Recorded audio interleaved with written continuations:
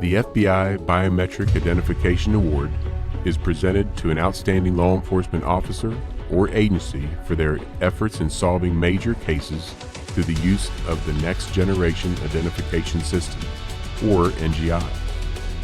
The 2024 Biometric Identification Award is presented to the San Diego Police Department, San Diego, California.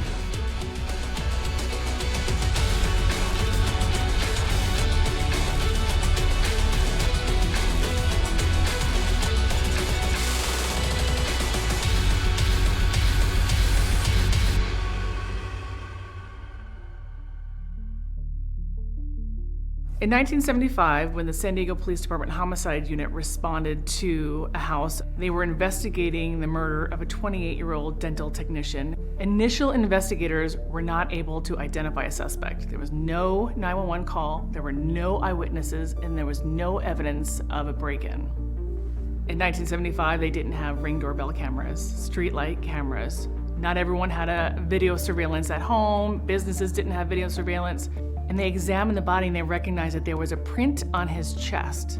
And they took the time to lift that bloody print and save it, so eventually there'll be the technology to identify who is the owner of that print. The victim was killed in the bedroom, but they noticed in the bathroom there were passive blood drops, which would indicate someone standing there bleeding. Well, obviously it's not our victim.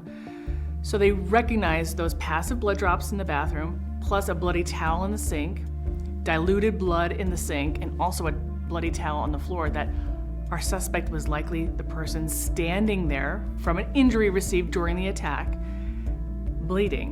So in 1975, they recognized the importance of this bathroom and lifted multiple prints inside that bathroom. The only thing that investigators could do with that print is directly compare it to a possible subject. They would have had to have known who that subject was. After not identifying a subject through that direct comparison, the case went cold and the evidence was stored in our evidence lockers.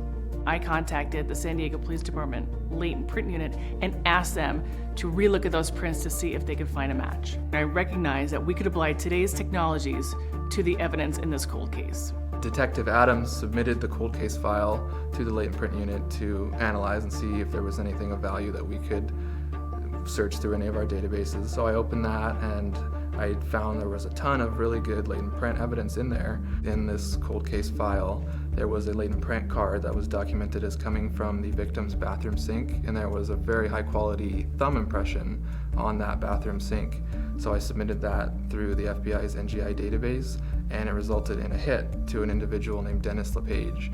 So I printed LePage's temprint card and performed a manual comparison using the latent that was lifted from the sink to Dennis LePage's right thumb, and I determined that it was an identification.